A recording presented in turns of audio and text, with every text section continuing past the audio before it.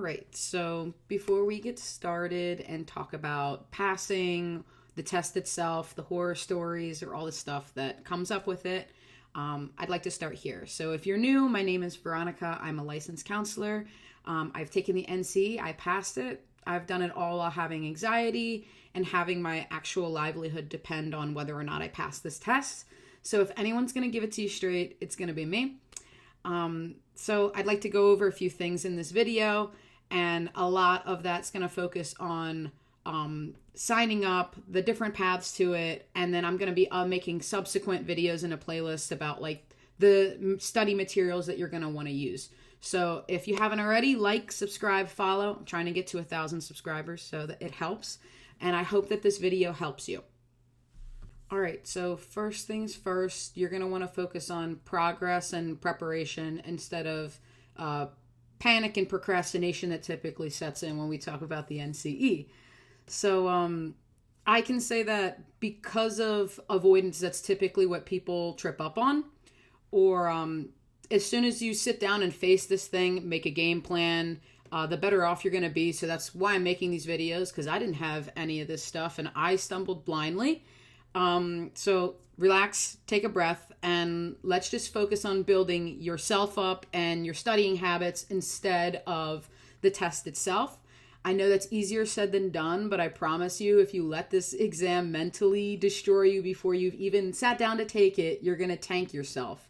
And so this video and a bunch of other videos are all going to be focused on my own experiences, the things that I wish someone told me to do, and any advice that I got, learned, experienced that I think could be helpful to you guys in passing. So the only advice I really got was to buy some fucking purple book. No context, no explanation, just good luck and buy this purple book. And that's not really a plan. And if I followed along with that and not read into Facebook groups and heard people's real life experiences, I would have probably sat down to take that test and not really have done as well as I wanted to. I felt like if I had just done it that way, I would have been unprepared and I would have probably still be beating myself up about it. So the blanket advice of get the purple book is how people end up going into a test, walking in blind, and then feeling like absolute shit afterwards. So I'm glad that you found this video, because these are all the things that I wish that was told to me. So there were a lot of other things that were not told to me that were actually really important, like the deadlines, cutoff dates, state and expectations. So while you're trying to study for your actual master's program and pass, or your doctoral program, and then all of these other things pop up, it's like, well, no wonder people are so anxious and stressed. Like, there's so much complexity that goes into it. People don't know where to start. And there's just so much information that trying to sort through all of it is overwhelming. So to start off, let's start simple. What is the NCE? The NCE stands for the National Counselor Examination. It's a licensing exam. Basically, nobody tells you this, but it's not an exam of whether or not how good of a therapist you are. It's not a measure of how compassionate or how effective you are as a therapist. This is basically like an administrative gatekeeping exam that tests your core knowledge in these different core study areas that you have experienced throughout obtaining your educational degree, whether that's master or doctoral. So the basic format of the test is that the test is 3 hours and 45 minutes, or in total about 225 minutes. You have about that amount of time to answer 200 multiple choice questions that are in the following areas of studying. So you got professional practice and ethics, assessment and diagnosis, counseling skills, human growth and development, social and cultural diversity, career development, group work, and research. And out of those 200 questions, only 106 actually count, and then the 40 of them do not count at all. Those 40 other random questions that don't count are typically what they use to screen to see if they want to use those questions in future tests. And so they don't count, but you don't know which ones are which. As far as the test goes, in my opinion, it's worded very clunky. And I think that's because they're trying to generate all the different ways that you can ask the same question. So it is kind of worded weird. I also think this test is an excellent profit machine, but that's just my personal opinion. Most universities have a comprehensive exam that all counseling students must pass in order to continue in the program. So it's kind of like that, but on a national level. So this test is set to prove your foundational knowledge and competency and readiness to be able to engage in the counseling profession. So just like with any other health profession or career, usually there's just some big scary test at the end to make sure everyone knows the general information that you need to know when working with clients. So honestly, a lot of this stuff is memorization based and more or less a way for the state to check a box for the core basic knowledge. So if you don't pass, it doesn't mean that you're a failure. And if you do pass, it doesn't mean that you're a good therapist. It's just an administrative thing across the board. So moving on, who is the NCE for? Basically, the NCE is for counseling students, recent graduates, pre-licensed clinicians who need it for their license path. If you're in school and you're already stressing about this, that's normal. You might not need to take it right now. It really depends on where you live and what your advisor has signed you up for, if they made you an application yet, and if your school is KCREP accredited. Sometimes you have more time than you think, and sometimes you don't. It really depends on a few different factors. I would recommend taking the test because a lot of states are moving towards having the standardized test across the board. So it's better to have it than not need it than need it to not have it. So at one point, I believe it was Pennsylvania, that you didn't necessarily need all recent graduates to have an NCE. You would take the NCE after your 3,000 hours that you've got. So you typically graduate from school, you'd roll right into working and getting your hours under a supervisor, and then at the end you take the test to get your licensure after you've accumulated your all your hours. But as soon as insurance companies started getting involved, they started mandating that they needed this test done and they needed preliminary licensing. So it was very quick and abrupt, and a lot of students were like, well, now I can't work because I don't have this test done, and they're only offering it certain time of the year. And on top of that, it's it was a very quick change. So it put them in a very difficult spot that, so I would say, depending on whenever you're at in your program, the sooner the better. Just get it done, rip it off like a Band-Aid. Also, another important thing that I'd like to give you the heads up about is if you graduated in the past and you plan to move to another state, some people won't accept this exam, or some states won't accept the exam if you've taken it more than 5 years ago. So then you'll have to retake it. So where you're looking at where you plan to live long term, that really matters. And that's something that they don't always tell you, or people don't talk more about. So it's important to note that some places do have reciprocity. If you already had a license and you've already worked for 3 to 5 years, they might allow you to practice in that state without having to redo this test. But not every state plays nice. So a lot of times people have to retake it because each state functions on its own terms. And it's not a bad thing, but it's something that you should be aware of. So on to the next thing. When can you take this test? So that's where things get a little bit split. Some people take it right after they graduate, and some people take it while they're still in school. If you are in a KCREP accredited program, you can actually take the exam before you graduate, as long as you've completed the core coursework. So that's like your ethics class, your development class, diagnostics and stuff like that. There's a list that you can see online. And if you've taken those classes, once you've met those requirements, you can take the test early if you choose to, whether that's during your semester or during your program or afterwards. So that's why you hear a lot of people say, I've taken it last semester, and other people you hear, I took it after I graduated. So both can be true. It really depends on your state, your counseling program, and if your school has that KCREP accreditation, your path will look different. So either way, you'll have to get an application going at some point. Both will give you 2 different tracks to the same goal.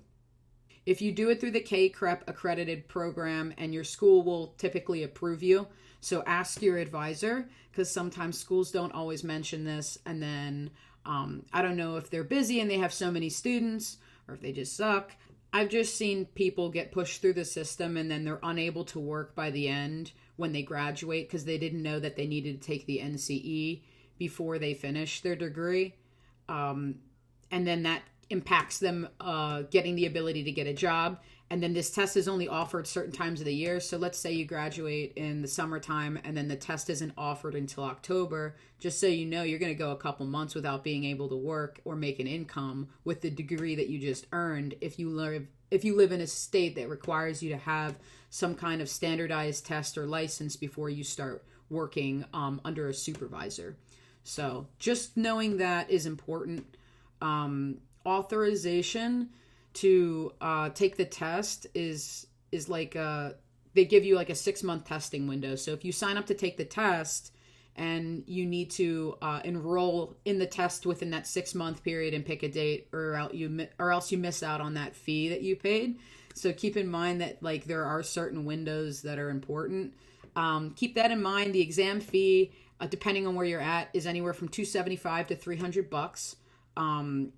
The application or membership for the NBCC costs about $100.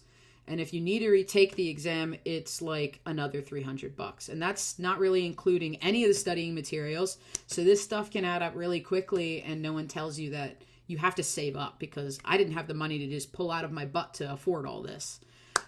So yeah, plan ahead financially or get additional support with your student loans to cover this part, especially if you don't have it. Another thing I really wanted to mention is that if you have testing accommodations, you have to submit your paperwork early, because approval can take time, and accommodations often require you to go into the in-person testing center to get the additional support. So that's not something you do last minute. You have to plan all of that ahead. Just to give you that information, if you do have extended time and you do have certain things that you have through your college that you want to utilize, use them. Just make sure you get all that squared away. So after you sign up, what to expect. So once you're approved and scheduled, you get like a long Pearson value confirmation email. And it looks a little intimidating, but what the things that matter is, like, one, the test is long. It's a 255-minute test. So that's like a check-in, like the instructions. They give you the mock questions. You test your stuff to make sure your computer works, and then you take the exam. It's not a quick exam. So if you're planning on like running in and running out, or you're putting an appointment for your doctor right afterwards, like, don't do that. Give yourself the time, plan your day accordingly. Next thing I want to say is that like the ID rules are very strict. So you need an unexpired government issued photo ID or driver's license, and it has to match like exactly word for word, name for name, what is on your application and on your test. And so if your application name is different than your government ID, or you decide to get married and your name changed and you have a temporary ID, none of that shit's going to be allowed. So if you're planning on getting married and you're planning on changing your name, either do it before your test, where you can get all this stuff sorted out, or you can do it after your test, where you can get them to send you updated stuff with your name on it. Don't do it in the midst of all this crap, because it's going to give you a headache. It's going to stress you out more. Ask me how I know. So the next thing I wanted to go over is, if you've never done an online test that's proctored, it can feel a little restrictive as well. So it's good to know that like they are strict. At one point when I was taking it, I went and closed my eyes and looked up at the ceiling because I was staring at the screen forever. And they were like, "What are you looking at?" And I'm like, "Literally nothing." But I actually had to show them with a mirror that there was nothing in the room in the middle of the test, which was really stressful. Yeah, that's a thing. Another thing to mention is be on time. Check in 30 minutes early, because if you're more than 15 minutes late or you have any issues, then you lose your exam money, and that sucks. So don't do that. Lastly, if you have to reschedule or cancel for any reason, like most of the time, if you don't do it beforehand, they're going to take the money and run. If there is an emergency, you can reach out to Pearson's customer support team, and they might give you like not a refund, but like they might reschedule you, but it's at their discretion. And it's probably, I've worked with their customer service at one point, and it was a little bit of a headache. So like if you can cancel in advance and just make sure the day goes smoothly, you'll be better for it. Pearson's very clear that they are not responsible for like lost wages or life stuff. So if you got to cancel it in advance. Show up on time. Don't be late. And test everything beforehand to make sure that like your computer's properly functioning and it can take on whatever Pearson's program is for the test. And you can test all that through their website beforehand, before the day of the test. So if there is an issue, you can borrow a friend's computer, you can go over there. But don't do it 15 minutes before the test. So next topic is every state is different, and this is where people mess up because the state in which you do your test and where you plan to work really matters. So a few years back when I planned to work in Pennsylvania, you could technically work under supervision without having to take the NCE yet. And then I got married and moved to Maryland, and because I changed states, they would not allow me to work unless you had the NCE done immediately. And then you applied for their preliminary license, which could take a couple months to get to. And so all that stuff takes time, and it doesn't matter that like I completed the internship, practicum, or countless hours and made or worked with all those clients. It doesn't matter that I worked at this place and made them thousands and thousands of dollars or the educational credentials. What mattered was this silly little test and the state's requirements as to what would allow me to work. So the kicker is that this test is not always offered throughout the year. So if the timing is not right, you can graduate and then be unable to make money. Not because you're not qualified, but because the system sucks and that's how it's structured. So if you're watching this video from another state or you're copying someone else's timeline, stop and check your board, check your state, make your own plan. And if you plan on getting married or moving states, think it through carefully. So scoring confusion. Some states, once again, this is like state by state. Some care about the final score of whether or not you passed overall, like pass or fail. Other states will do it based off of the individual categories. So just look into if your state cares more about the individual one score or if they care more about the individual categories for each of the sections. Because depending on where you're at, some states have stricter category requirement scores. So check your board and where you live. Also, I just want to say it's important to note that just because you pass doesn't mean you're licensed either. You still have to go through all the supervision hours, all the paperwork, all the money that you need to apply for a preliminary license and a full license through your state and through that board. So all that stuff has to get done. This test is one small component of a very, very long marathon of a race of things you have to do. So try not to stress about all the little details. So the test itself feels intense because everyone treats it like a monster, and then people talk about it like it's one, and then no one ever really goes through all of this stuff calmly in a way that makes sense. And then everyone shares horror stories without context because like a lot of people aren't talking about their experiences. And then there's a few people that just want to be done with it and never think about it again. And then another group of people where they're like, everyone should go through what they went through because it builds character. Well, fuck all of that. Basically, this test is an administrative thing that will allow you to move forward, and that's it. It doesn't determine your future, your success, your self-worth, or your overall ability to be a solid therapist and help other people. This is just one of those baseline textbook knowledge things. It's like a system thing that you just got to move through. So once you understand that role, and you go through how to study and you learn how to take the test, your anxiety can be managed. And ultimately, like I'm going to be making a lot of videos on how to study, what are the best resources to use, how to actually pass this thing. And but I thought that this is like a good touching point on all of the stuff that is typically not talked about and that goes into the planning process of taking this test. So if you found this video helpful, please remember to like, subscribe, share. I'm trying to get to 1,000 subscribers and any little bit helps. So I will see you in the next video, and I hope this was useful to you. All right, take care and have a great one. Best of luck studying.